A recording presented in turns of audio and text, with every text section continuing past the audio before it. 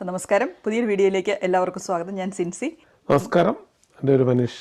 നമ്മളിന്ന് രണ്ടുപേരും കൂടെ ഒരു വീഡിയോ ചെയ്യാൻ വേണ്ടിയിരിക്കുന്നത്, കഴിഞ്ഞ പ്രാവശ്യം നമ്മളൊരു വീഡിയോ ഇട്ടിരുന്നു. ഓസ്ട്രേലിയയിലേക്ക് ധാരാളം ആളുകൾ, അല്ലെങ്കിൽ ന്യൂസിലൻഡിൽ നിന്ന് ധാരാളം ആളുകൾ ലീവ് ചെയ്ത് ന്യൂസിലൻഡ് വിട്ടുപോകുന്നു എന്ന് പറഞ്ഞ്. അപ്പോൾ നമ്മൾ കൂടുതലായിട്ടും അനലൈസ് ചെയ്തത് ഓസ്ട്രേലിയയിലേക്ക് പോകുന്നതിനെ പറ്റിയാണ്.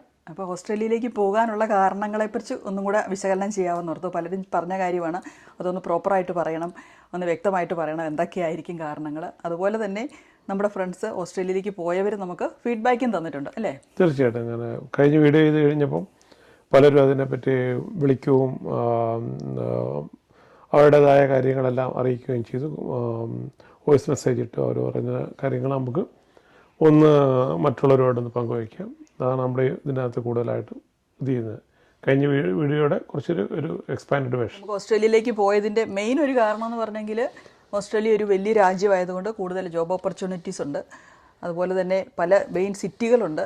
അങ്ങനെയൊക്കെ ഉള്ളത് കൊണ്ട് കൂടുതലായിട്ടും ജോലി കിട്ടാനുള്ള സാധ്യത ഉള്ളത് കൊണ്ടാണ് ഓസ്ട്രേലിയയിലേക്ക് ആളുകൾ പോയതെന്നുള്ളതാണ് ഒരു മെയിൻ കാരണമായിട്ട്, ഫസ്റ്റ് കാരണമായിട്ട് പറഞ്ഞിരിക്കുന്നത്. മെയിൻ ജോബ് ഓപ്പർച്യൂണിറ്റീസ് ഉണ്ടെന്നുള്ളത്. അത് തീർച്ചയായിട്ടും. കാരണം വലിയൊരു കൺട്രിയാണ്, പിന്നെ പല സ്റ്റേറ്റുകൾ. ഇപ്പോൾ ആ ഒരു ഓപ്പർച്യൂണിറ്റി ന്യൂസിലൻഡിലാണ്. ഇപ്പം ഓക്ലൻഡാണ് മെയിനായിട്ട് എല്ലാവരും ജോബിന്, മീൻസ് ഏറ്റവും കൂടുതൽ ജോബ് ഓപ്പർച്യൂണിറ്റി ഉള്ള സിറ്റി എന്ന് പറയുന്നത് ഓക്ലൻഡ് തന്നെയാണ്. വെല്ലിംഗ്ടൺ, ക്രൈസ്റ്റ്ചർച്ചിനെ ഒന്നും നമ്മൾ ചെറുതായി കാണുന്നതുകൊണ്ടല്ല ഞാൻ പറഞ്ഞത്.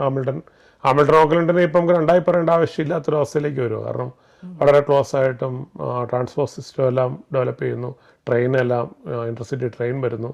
അപ്പം അങ്ങനെയൊക്കെ വരുമ്പം ഫ്യൂച്ചറിൽ ഓക്ലൻഡും ഹാമിൽട്ടണും എന്ന് പറഞ്ഞാൽ അങ്ങോട്ടും ഇങ്ങോട്ടും വളരെ കണക്റ്റഡായി മാറും.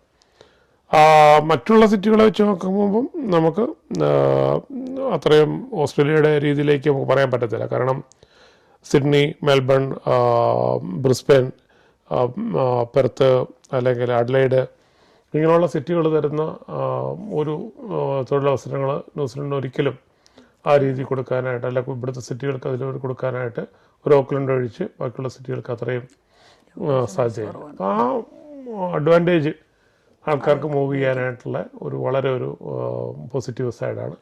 പിന്നെ വേറൊരു അഡ്വാൻറ്റേജ് ഉള്ളതെന്ന് വെച്ച് കഴിഞ്ഞാൽ, മറ്റുള്ള ചില മേഖലകളിൽ റിമോട്ടിലേക്ക് പോയാലും റിമോട്ടിൽ വളരെ നല്ല പാക്കേജുകൾ അവർ അനൗൺസ് ചെയ്യുന്നുണ്ട്.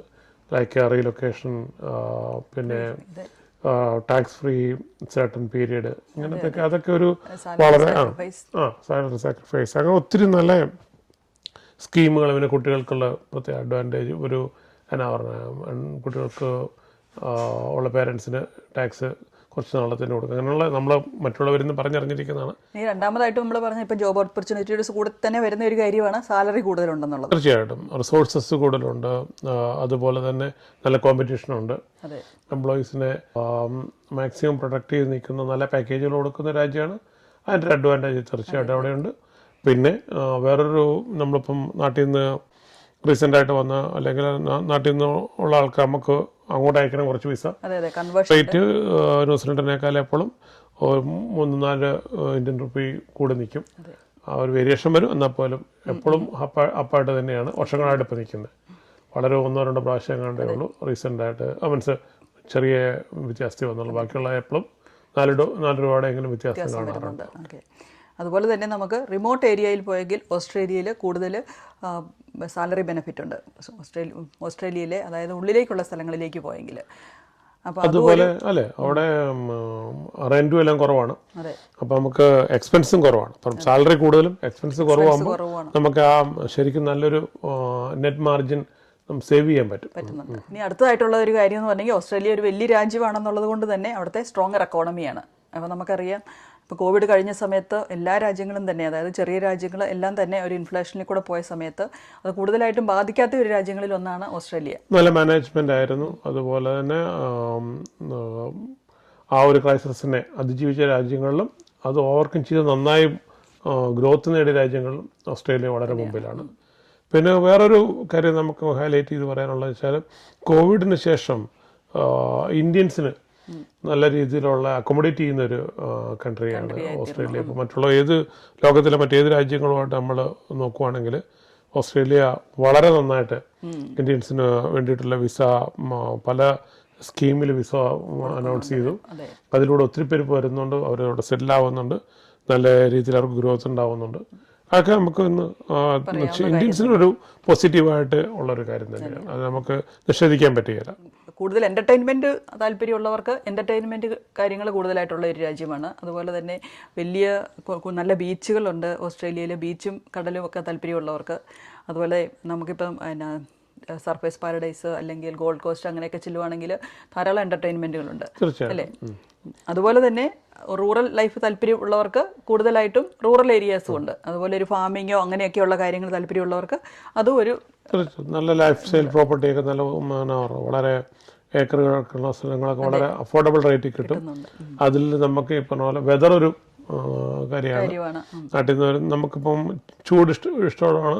ഇപ്പം അങ്ങനത്തെ ഒരു വെതർ നമുക്ക് ട്രോപ്പിക്കൽ വെതർ നമുക്ക് കിട്ടാനുള്ള സിറ്റികൾ അവിടെ വളരെ കൂടുതലുണ്ട്. ഇപ്പം ഇവിടെ നമുക്ക് ഇഷ്ടംപോലെ ബീച്ചുണ്ട്.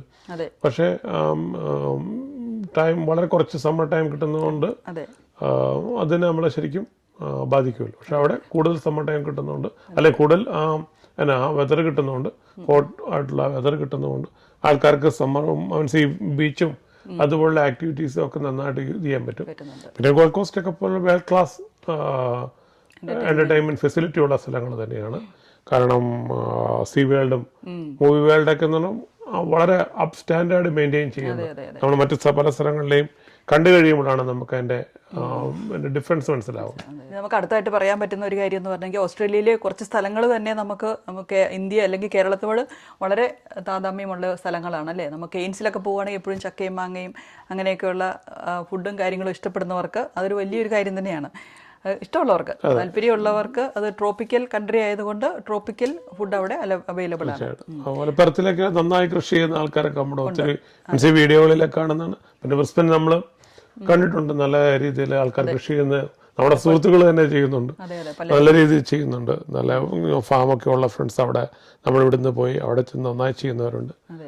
ഓസ്ട്രേലിയയിൽ ധാരാളം യൂണിവേഴ്സിറ്റികളുണ്ട്. അപ്പോൾ ന്യൂസിലൻഡിലെ അപേക്ഷിച്ച് നോക്കുവാണെങ്കിൽ കുട്ടികൾക്ക് പഠിക്കാൻ കൂടുതൽ ഓപ്പർച്യൂണിറ്റീസ് ഉണ്ട്. തീർച്ചയായിട്ടും അതിനകത്ത് എല്ലാ സിറ്റികളിലും അതുപോലെ നമ്പർ ഓഫ് അല്ലെ യൂണിവേഴ്സിറ്റി കൂടുതലായിട്ടുണ്ട്. ചൂസ് ചെയ്യാനായിട്ട് ഇതിലേക്ക് എങ്ങോട്ടാണ് ഡൈവേർട്ട് ചെയ്ത് പോകേണ്ടത് അതിനുള്ള ഓപ്പർച്യൂണിറ്റി വളരെ കൂടുതലാണ്. അതോടൊപ്പം ഇപ്പോൾ ഇവിടെയൊക്കെ ഉള്ളതാണെങ്കിൽ ഇവിടുന്ന് പോയി പഠിക്കുന്നവരുമുണ്ട് അതിനകത്തുണ്ട്. ഇപ്പോൾ ന്യൂസിലൻഡ് ഓസ്ട്രേലിയ അവർക്ക് പഠിക്കാനുള്ള സൗകര്യങ്ങളുണ്ട്. അത് നമ്മളില്ലെന്ന് നിഷേധിക്കുന്നില്ല. സ്റ്റുഡൻറ് ലോൺ ഇങ്ങനത്തെ ചെറിയ ചെറിയ ബുദ്ധിമുട്ടുകൾ ഉണ്ടെങ്കിലും അതെ, പക്ഷെ അവർക്ക് ഒത്തിരി ചൂസ് ചെയ്യാനുള്ള സാഹചര്യമുണ്ട്. അത് നമ്മുടെ ഇവിടുന്ന് പോയവരെല്ലാം നന്നായിട്ട് യൂസ് ചെയ്യും. നല്ല രീതിയിൽ അവരതൊരു പഠിച്ചു കഴിഞ്ഞ് പെട്ടെന്ന് തന്നെ ജോലിയിലേക്ക് എത്തുമോ കാര്യങ്ങൾ വളരെ ഈസിയായി കൺവേർട്ട് ചെയ്ത് പോകുന്നുണ്ട്. അതൊരു നല്ലൊരു പോസിറ്റീവ് സൈഡ് തന്നെയാണ്.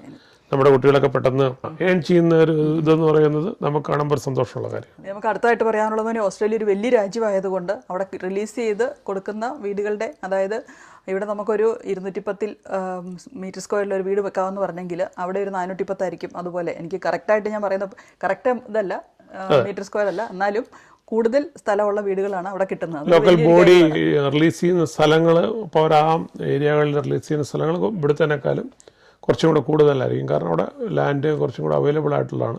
അപ്പോൾ നമ്മുടെ ഒരു ഫ്രണ്ട് അടുത്ത് ഇതിൽ ബ്രിസ്ബനും ഗോൾഡ് കോസ്റ്റ് സൺഷൈൻ കോസ്റ്റിനും ഇടയ്ക്ക് മേടിച്ചത് അവർക്ക് കിട്ടിയിരിക്കുന്നത് 4.1 മീൻസ് 410 അങ്ങനത്തെ ഇതിലുള്ളതാണ്. പക്ഷെ ഇപ്പോൾ ഇവിടെ ഇപ്പം കൊടുത്തുകൊണ്ടിരിക്കുന്ന റീസെൻ്റ് വന്നേക്കുന്നതെല്ലാം 325 300 ഇൻ ബിറ്റ്വീൻ 3 to 325 ആ രീതിയിലാണ് പോയിക്കൊണ്ടിരിക്കുന്നത്. അപ്പോൾ ആ ഒരു കുറച്ചും കൂടെ വലിയൊരു പ്രോപ്പർട്ടി, കുറച്ചും കൂടെ നല്ല ലാൻഡ് ഏരിയ നമുക്ക് കിട്ടുന്ന ഒരു സൗകര്യം അവിടെയുണ്ട്. അവിടെ ഇത് കൺസ്ട്രക്ഷനെല്ലാം കഴിഞ്ഞ് വരുമ്പോൾ 1 million ഇതാണ് വരുന്നത്. ഇവിടെ ഈ പറഞ്ഞ 325 വരുന്നതും 1 million ഇതിലേക്കാണ്. ഇനി നമുക്ക് അടുത്തായിട്ടുള്ള കാര്യം എന്ന് പറഞ്ഞെങ്കിൽ മെയിനായിട്ട് ആളുകൾ പറഞ്ഞ ഒരു കാര്യം എന്ന് പറഞ്ഞെങ്കിൽ സോഷ്യൽ സെക്യൂരിറ്റി. നമ്മളിവിടുത്തെ ന്യൂസിലൻഡിലാണെങ്കിൽ അത് കിവി സേവറാണ്. പിന്നെ അവിടുത്തെ സോഷ്യൽ സെക്യൂരിറ്റി വളരെ കൂടുതലാണ്. അതായത് നമ്മൾ വയസ്സായി കഴിയുമ്പോൾ പെൻഷൻ കിട്ടുന്ന കുറച്ചും കൂടെ കൂടുതൽ കിട്ടും എന്നുള്ളതാണ് മെയിനായിട്ട് ഹൈലൈറ്റ് പറഞ്ഞ കാര്യം അല്ലേ. കോൺട്രിബ്യൂഷൻ അല്ലേ, എംപ്ലോയർ കോൺട്രിബ്യൂഷനും ഗവൺമെൻറ് കോൺട്രിബ്യൂഷനൊക്കെ ഇവിടുത്തേക്കാൾ കൂടുതലാണ് എന്നുള്ള രീതിയിലുള്ള ഒരു ഫീഡ്ബാക്ക് അവരെല്ലാം പറഞ്ഞു. ആണ് പോസിറ്റീവ് സൈഡിൽ നമുക്ക് കിട്ടിയിരിക്കുന്ന കുറച്ച് കാര്യങ്ങൾ. ഇത്രയൊക്കെയാണ് നമ്മളോട് പോസിറ്റീവ് സൈഡിൽ കിട്ടിയിരിക്കുന്ന കാര്യങ്ങൾ. ഇനിയിപ്പോൾ നമുക്ക് കോൺസും കൂടെ പറയണമല്ലോ അത്. അപ്പം നമുക്ക് അടുത്ത കോൺസിലേക്ക് പോകാം അല്ലേ. അവരൊക്കെ അനുഭവിക്കുന്നത് ഇവിടുന്ന് പോയിരിക്കുന്ന നമ്മുടെ ഫ്രണ്ട്സ് പറഞ്ഞ കാര്യങ്ങളിൽ നിന്നാണ് അവർക്ക് ഫീൽ ചെയ്ത അതിൻ്റെ ബുദ്ധിമുട്ടുകൾ എന്നാണെന്ന്. അപ്പോൾ നമുക്ക് ആ നെഗറ്റീവ് എന്താണെന്ന് ഒന്ന് നോക്കാം. നെഗറ്റീവ് എന്ന് പറയാൻ പറ്റിയില്ല. അപ്പോൾ നമുക്ക് മെയിനായിട്ട് ഓസ്ട്രേലിയ ഒരു വലിയ രാജ്യമായതുകൊണ്ട് തന്നെ അവിടെ ഓസ്ട്രേലിയയിലെ മെയിൻ സിറ്റികളിലൊക്കെയുള്ള അവിടുത്തെ ലിവിങ് എക്സ്പെൻസ് കൂടുതലുള്ളതാണെന്ന് അവർ പറഞ്ഞ ഒരു കാര്യം അല്ലേ. അതുപോലെ തന്നെ സിറ്റികളിലൊക്കെ വീട് വാങ്ങിക്കുവാനും അതുപോലെ അവിടുത്തെ ലിവിങ് എക്സ്പെൻസ് അല്ലാത്ത കാര്യങ്ങൾക്കും എക്സ്പെൻസ് വളരെ കൂടുതലാണെന്നുള്ളതാണ് നമ്മൾ മെയിനായിട്ട് പറഞ്ഞിരിക്കുന്ന ഒരു കാര്യം. അപ്പം ഇപ്പോൾ ഓക്ലൻഡിൽ നമ്മൾ എടുക്കുവാണെങ്കിൽ ഓക്ലൻഡിൽ ഒരു 20 കിലോമീറ്റർ ചുറ്റളവിൽ താമസിക്കുക എന്ന് പറയുന്നത് പോലെ ഈസി അല്ല. സിഡ്നിയിലെയോ മെൽബണിലെയോ ബ്രിസ്ബനിലെയോ ഒന്നും സിറ്റിയുടെ 3 സിറ്റീനെ നമുക്ക് ഹൈലൈറ്റ് ചെയ്തെടുക്കാം. 20 കിലോമീറ്റർ താമസിക്കുക എന്നുള്ളത് വളരെ കോസ്റ്റ്ലിയാണ്. റെൻറ്റും മറ്റുള്ള എക്സ്പെൻസുകളും എല്ലാം, പാർക്കിങ് എല്ലാം നമുക്കൊരു ബുദ്ധിമുട്ടുള്ള കാര്യമാണ്. അതുകൊണ്ട് നമ്മുടെ ആൾക്കാർ ഓപ്റ്റ് ചെയ്യുന്നത് റിമോട്ട് കുറച്ച് 40 കിലോമീറ്റർ 60 കിലോമീറ്ററും ദൂരെയാണ് അവർ താമസിക്കുന്നത്. അപ്പോൾ ഒരു സിറ്റി സറൗണ്ടിങ് എന്ന് പറയുന്നത് 100 കിലോമീറ്റർ ചുറ്റളവിലേക്ക് വരും. ഇവിടെ 40 വരുമ്പം അത് 100ലേക്ക് മാറുകയാണ്. അപ്പം അങ്ങനത്തെ ഉള്ള ട്രാവലിംഗ് ഇപ്പോൾ ഒരു എൻ്റെ അപ്പുറത്തിൻ്റെ പോയി ജോലി ചെയ്യേണ്ടി വരിക എന്ന് പറഞ്ഞാൽ അത് നിങ്ങൾക്ക് ആലോചിക്കാവുന്ന കാര്യമുള്ളൂ. എത്ര സമയമെടുക്കും, എന്തൊക്കെ ബുദ്ധിമുട്ടുകൾ വരും എന്നുള്ളത്. അപ്പോൾ ഡെഫിനറ്റായിട്ട് നമുക്ക് പബ്ലിക് ട്രാൻസ്പോർട്ടിനെ ഡിപ്പെൻഡ് ചെയ്യേണ്ടി വരും. അത് ഒരു പ്രോസ് ആയിട്ട് നമുക്ക് പറയാവുന്ന കാര്യമാണ്. ന്യൂസിലൻഡിനേക്കാളും ഓസ്ട്രേലിയയിലെ പബ്ലിക് ട്രാൻസ്പോർട്ട് വളരെ മെച്ചപ്പെട്ടതാണ്. നമ്മൾ സിഡ്നിയിലൊക്കെ പോയപ്പോൾ നമുക്കും അനുഭവപ്പെട്ട കാര്യമാണ്. നമുക്ക് വണ്ടി എടുക്കാതെ തന്നെ നമുക്ക് പബ്ലിക് ട്രാൻസ്പോർട്ട് തന്നെ മാത്രം നമ്മൾ ചുറ്റി കറങ്ങി കാണാവുന്ന ഒരു കാര്യം തന്നെയായിരുന്നു. നമുക്ക് ബസ്സാണെങ്കിലും ട്രെയിൻ ആണെങ്കിലും ട്രാം ആണെങ്കിലും ഫെറി ആണെങ്കിലും ഒക്കെ വളരെ അഫോർഡബിൾ ആയിട്ട് വളരെ ഈസി ആയിട്ട് ട്രാൻസ്പോർട്ട് ചെയ്യാവുന്ന വളരെ ഈസിയാണ്. അതൊരു പറയാതിരിക്കാൻ പറ്റത്തില്ല. കാരണം പിന്നെ പറഞ്ഞാൽ ഔട്ടർ സിറ്റി പോകുന്ന ട്രെയിനുകളാണ്, അതിനും വളരെ ഫ്രീക്വൻ്റ് ആയിട്ടുണ്ട്. അതുപോലെ തന്നെ ഇന്നർ സിറ്റി ഉണ്ട്. അതുപോലെ തന്നെ അടുത്ത ലെവല് പല രീതിയിലുള്ള അങ്ങനത്തെ അതൊക്കെ നല്ല രീതിയിൽ തന്നെ ഫാസ്റ്റ് ലൈന് സ്ലോ ലൈന് അങ്ങനെയുള്ളതുണ്ട്. നമ്മുടെ എക്സ്പ്രസ് ഹൈവേ എന്നൊക്കെ പറയുന്ന പോലെ. എന്നാൽ ഭയങ്കര ക്രൗഡഡ് ആണോ അതുമല്ല, എന്നാൽ എപ്പോഴും പാസഞ്ചേഴ്സ് ഉണ്ടോ അതുമുണ്ട്.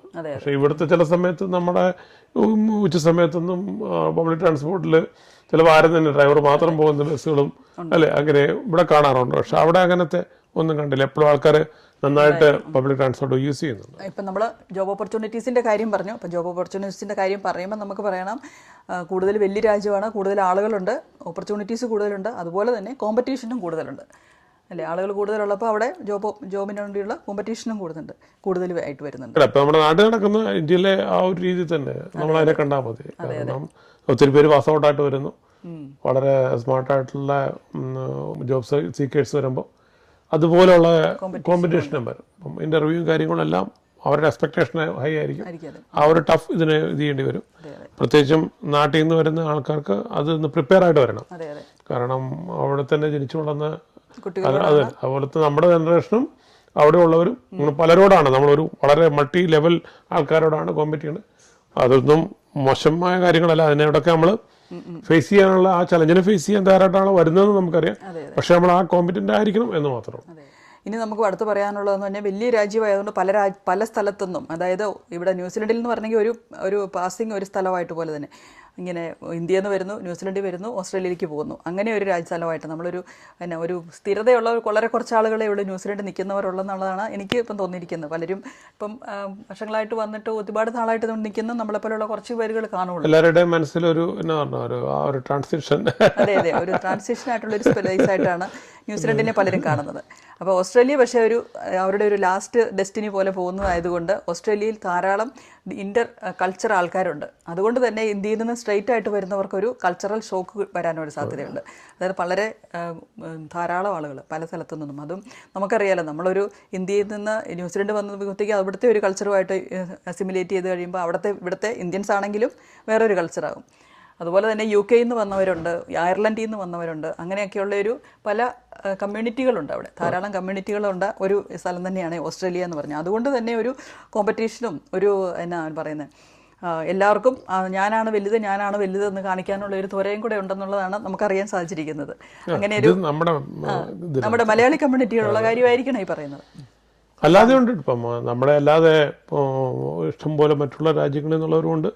ചൈനീസ് ഉണ്ട്, ലെബനീസ്, സിഡ്നിയിലേക്ക് ലെബനീസ് നന്നായിട്ട് പോപ്പുലേഷൻ ഉണ്ട്, സിറിയൻസ് ഉണ്ട്. അങ്ങനെ എല്ലാവരും പല രാജ്യങ്ങളിൽ നിന്നുള്ള ഇതുണ്ട്, നന്നായിട്ട് ഇതുണ്ട്. പക്ഷേ യൂറോപ്യൻ കൺട്രിയിൽ നിന്ന് എനിക്ക് കുറച്ചും കൂടെ കൂടുതൽ നമുക്ക് ന്യൂസിലൻഡിലൊക്കെ വരുന്ന അത്രയും ഓസ്ട്രേലിയയിൽ അല്ലേ റീസെന്റ് മൈഗ്രേഷൻ ഓസ്ട്രേലിയയിൽ കുറവാന്ന് തോന്നുന്നു. പക്ഷെ നമ്മുടെ ആൾക്കാർ ഇതുപോലെ അയർലൻഡിലും UK ഒക്കെ വന്നവർ ഒരു കാനഡയിൽ നിന്നും ഒക്കെ വെതറിൻ്റെ ബേസിലൊക്കെ ആയിട്ട് ഒത്തിരി പേര് അങ്ങോട്ട് ഇത് ചെയ്യുന്നുണ്ട്. പിന്നെ അടുത്ത കാലങ്ങളിൽ സംഭവിച്ച പല എക്കണോമിക് റീസൺസ് ഒക്കെ കൊണ്ട് അങ്ങോട്ട് മൂവ് ചെയ്തൊരു ഒത്തിരി. മെയിനായിട്ട് ആളുകൾ പറഞ്ഞ ഒരു കാര്യം എന്ന് പറഞ്ഞെങ്കിൽ നെഗറ്റീവായിട്ട് പറഞ്ഞ ഒരു കാര്യം തന്നെ അവിടുത്തെ റോഡ് ഫൈൻ വളരെ കൂടുതലാണെന്നുള്ളതാണ്. അപ്പം റോഡ് ഫൈൻ കിട്ടുന്നത് നമ്മൾ എന്തെങ്കിലും കുറ്റം കാണിച്ചിട്ടായിരിക്കും, എന്നാൽ പോലും അവിടുത്തെ ഫൈന് ഭീമമായ തുകയാണ് ഫൈനായിട്ട് വരുന്നതെന്നുള്ളതാണ് പറഞ്ഞത്. അത് പലപ്പോഴും അങ്ങോട്ട് പോകുമ്പോഴും ഇങ്ങോട്ട് പോകുമ്പോഴും ഫൈൻ കിട്ടിയവർ വരെ ഉണ്ട്. അങ്ങനെ ഒരു ചെറിയൊരു കാര്യത്തിനാണെങ്കിൽ ചിലപ്പോൾ $400 ഒക്കെ ആയിരിക്കും ഫൈൻ കിട്ടുന്നതെന്നുള്ളതാണ്. അതുകൊണ്ട് ആൾക്കാർ ഒത്തിരി ബുദ്ധിമുട്ട് മനസ്സിലും നമ്മളീ പറഞ്ഞത് അങ്ങനത്തെ റോഡ് റിലേറ്റഡ് അല്ലെങ്കിൽ ഡ്രൈവിംഗ് റിലേറ്റഡ് ഫൈൻ എന്ന് പറഞ്ഞാൽ നമ്മുടെ ശ്രദ്ധിക്കേണ്ട കാര്യമാണ്. പക്ഷേ മനുഷ്യനാണ്, ചില സമയങ്ങളിൽ ഇതൊക്കെ സംഭവിച്ചു പോകും. പക്ഷെ അന്നേരം കമ്പാരിറ്റീവ്ലി ഇപ്പോൾ ഇവിടെ നമുക്ക് ഡ്രൈവിങ്ങിൽ മൊബൈൽ ഉപയോഗിക്കുന്നത് പോലീസ് സ്റ്റോപ്പ് ചെയ്തെങ്കിൽ മാത്രമേ ഉള്ളൂ നമുക്ക് അങ്ങനത്തെ ഇതുള്ളൂ. ക്യാമറ ഡിറ്റക്ട് ചെയ്യുന്നത് നമ്മുടെ ഇവിടെ വളരെ കുറവ്, ഇവിടെ ഇല്ലെന്ന് തന്നെ പറയാം. അവിടെ അതിനൊക്കെ $1000 ഒക്കെ എന്നൊക്കെ പറഞ്ഞാൽ അതൊരു ഭയങ്കര ഹ്യൂജ് ആയിട്ട് നമ്മുടെ ഫ്രണ്ട്സ് ഒക്കെ പറഞ്ഞേക്കുന്നത് വിശ്വസിക്കാത്ത രീതിയിലുള്ള ബില്ല് വന്നു എന്നൊക്കെ പറയുന്നത് അതൊരു ഹ്യൂജ് എമൗണ്ട് ആണ്. ഇവിടെ നമുക്ക് ഇതിൽ സ്പീഡിൻ്റെ ആണെങ്കിൽ നമ്മൾ 50 സോണിൽ കൂടെ 60+ പോകുമ്പോഴാണ് $80 നമുക്ക് വരുന്നത്. പക്ഷേ അവിടെ അത് 250 സംതിങ്ങിലേക്കൊക്കെ വരുന്നു എന്ന് പറയുന്നത് ഒരു ഹ്യൂജാണ്. നമ്മുടെ വേറൊന്നും കൊണ്ടുമല്ല, നമ്മൾ സൂക്ഷിക്കണം എന്ന് പറയുന്നതിലുപരി തന്നെ ഇത് ഇമ്പാക്ട് ചെയ്യുന്നത് നമ്മുടെ ബഡ്ജറ്റിനെയാണ്. അത് ഇതെല്ലാം സാലറിനെ ബേസ് ചെയ്ത് ജീവിക്കുന്ന ഒരു സമൂഹത്തിന് ഇങ്ങനെ അഡീഷണൽ ആയിട്ട് വരുന്ന കാര്യങ്ങൾ നമ്മുടെ ബഡ്ജറ്റിനെ ഇമ്പാക്ട് ചെയ്യും, നമ്മുടെ സേവിങ്സിനെ ഇമ്പാക്ട് ചെയ്യും. പിന്നെ ഏറ്റവും വലിയ ഹ്യൂജ് സബ് മോർഗേജ് ഈ ആണല്ലോ നമ്മളെല്ലാം നമ്മുടെ എല്ലാം ഒരു ഒരു ഭയങ്കരമായ എമൗണ്ട് നമ്മളെ കൊണ്ടുകൊണ്ടിരിക്കുന്നത് നമ്മുടെ മോർഗേജാണ്. അപ്പം നാട്ടിൽ നിൽക്കുന്നവർക്ക് അതിൻ്റെ ഒരു ഇത് അറിയത്തില്ലായിരിക്കും. കാരണം പഴയ കാരണവന്മാരായിട്ട് കിട്ടിയിരിക്കുന്ന വീടും കാര്യങ്ങളൊക്കെ ഉള്ള ഇവിടുത്തെ നമ്മുടെ സാലറിയുടെ നല്ലൊരു പെർസെൻറ്റേജ് പൈസ പോകുന്നത് ഇവിടെ ഓസ്ട്രേലിയ, ന്യൂസിലൻഡോ അമേരിക്കയോ അല്ലെങ്കിൽ കാനഡയോ ഇംഗ്ലണ്ടോ എവിടെ എടുത്താലും അയർലൻഡോ എവിടെ എടുത്താലും എല്ലാവരെയും ബാധിക്കുന്ന ഒരു കോമൺ സിനാരിയോ ആണ്. അതൊക്കെയാണ് നമ്മുടെ ഇന്നത്തെ ഇതിനകത്ത് ഷെയർ ചെയ്യാനുള്ളത്. കൂടുതലായിട്ട് ഇതെല്ലാം അവരിൽ നിന്ന് കിട്ടിയ നമ്മുടെ ഫ്രണ്ട്സ് പോയവരിൽ നിന്ന് കിട്ടിയ അവരുടെ ഫീഡ്ബാക്കുകൾ അവർ സ്പെസിഫിക് ആയിട്ട് ഇത് പറയണമെന്ന് പറഞ്ഞാണ്. കുറച്ച് ഗ്യാപ്പായിപ്പോയി, ജീവിതത്തിലൊക്കെ ഇച്ചിരി വന്നുകൊണ്ട് ഇച്ചിരി ഗ്യാപ്പായിപ്പോയി, അതുകൊണ്ട് സാധിച്ചില്ല. അപ്പോൾ എല്ലാവർക്കും സന്തോഷം. ലീഡ് ചെയ്യുന്ന ആളെന്ന രീതിയിലൊക്കെ പറയാനുള്ളത്. അപ്പോൾ ഇത്രയേ ഉള്ളൂ ഇന്നത്തെ വീഡിയോ ഞങ്ങൾ പറയാൻ ഉദ്ദേശിച്ചത്. ഓസ്ട്രേലിയയും ന്യൂസിലൻഡുമായിട്ടുള്ളൊരു കമ്പാരിസൺ എന്നോ എന്നൊക്കെ വേണം പറയാം. അത് പിന്നെ നമുക്കിപ്പം പറയാം ഭാഗമായിട്ട് അവർ പോയപ്പോൾ അവർ നന്നായി എന്ന് കാണുന്നതിലും പൊങ്ങായി പോകുന്നെന്ന് അറിയുന്നതിലും സന്തോഷം. പക്ഷെ അവരുടെ എല്ലാ മനസ്സിൻ്റെ കോണിൽ ന്യൂസിലൻഡ് കിടക്കുന്നുമുണ്ട്. അതുകൊണ്ടാണ് അവരെല്ലാം വിളിച്ച് ഇത് പറയുന്നത്. ചോയ്സ് ആരുടെയാണോ അത് ഓരോരുത്തരുടെ ചോയ്സാണ്. പക്ഷേ ഒന്നിനും ബുദ്ധിമുട്ടുള്ള ഇതുമില്ല. അപ്പോൾ ഒരു വലിയ രാജ്യം നല്ല പ്രതീക്ഷകളും വെച്ചുകൊണ്ടിരിക്കുന്ന നാട്ടിൽ നിന്ന് വരാനിരിക്കുന്നവർക്കും വിസായും കാര്യങ്ങളും മറ്റുപോലത്തെ കാര്യങ്ങളെല്ലാം ഇതായിരിക്കണം. തൊഴിലവസരങ്ങൾ വ്യക്തമായിട്ടുണ്ടായിരിക്കണം. അതുമായിട്ട് ബന്ധപ്പെട്ടാണ് വരണം. കാരണം ചിലവുകൾ വളരെ കൂടിയ രാജ്യങ്ങളിലേക്ക് നമ്മൾ വരുമ്പം നമ്മുടെ മറ്റ് ഇതെല്ലാം സെക്യൂറായിട്ട് കണ്ടുപിടിച്ചിട്ടും ഒരു വ്യക്തി പ്ലാൻ ഇല്ലാതെ വന്നു കഴിഞ്ഞാൽ അത് നമുക്ക് എപ്പോഴും ഒരു പ്രശ്നങ്ങളായിരിക്കും. അപ്പം പ്രതീക്ഷകളോട് വന്നിട്ട് അത് നടക്കാതെ പോകുന്ന ഒരവസ്ഥ ഉണ്ടാവാതെ വ്യക്തമായ പ്ലാനോട് വരിക എപ്പോഴും നല്ലൊരു ചോയ്സ് തന്നെയാണ് ഓസ്ട്രേലിയ. അതിനകത്തൊരു തെറ്റുമില്ല. ന്യൂസിലൻഡ് ഒട്ടും മോശമല്ല അല്ലേ. അത് നമുക്കിപ്പോൾ അവസാനമായിട്ട് പറയാൻ പറ്റുന്ന ഓസ്ട്രേലിയ ഒരു സേഫർ രാജ്യമാണ്. അതായത് നമുക്ക് സേഫായിട്ട് ജീവിക്കാൻ പറ്റുന്ന ഒരു രാജ്യമാണ്. അതേസമയം ന്യൂസിലൻഡ് എന്ന് പറയുവാണെങ്കിൽ ന്യൂസിലൻഡ് ഒരു പീസ്ഫുൾ രാജ്യമാണ്. നമുക്കിവിടെ ഒരു നല്ലൊരു പീസ്ഫുൾ ആയിട്ട് നമുക്ക് ജീവിക്കാൻ പറ്റുന്ന ഒരു രാജ്യമാണ്. രണ്ടിനെ ബാലൻസ് എടുത്ത് നോക്കുവാണെങ്കിൽ രണ്ടിനും അതിൻ്റെതായ ഗുണങ്ങളുണ്ട് അല്ലേ. ഒരു അത് നമുക്ക് അടുത്തൊരു വീഡിയോയിൽ അതിന്റെ കൂടുതലായിട്ട് നമ്മൾ എന്തുകൊണ്ട് ന്യൂസിലൻഡിൽ തന്നെ തങ്ങി. നമ്മുടെ ഫ്രണ്ട്സ് എല്ലാവരും 15 വർഷം മുമ്പ് പോയവർ 10 വർഷം മുമ്പ് പോയവരും എല്ലാവരും ഉണ്ട്. നമ്മൾ എന്തുകൊണ്ട് ന്യൂസിലൻഡിൽ തങ്ങി എന്നുള്ളത് നമ്മൾ അടുത്ത വീഡിയോ ചെയ്തായിരിക്കും. ബൈ.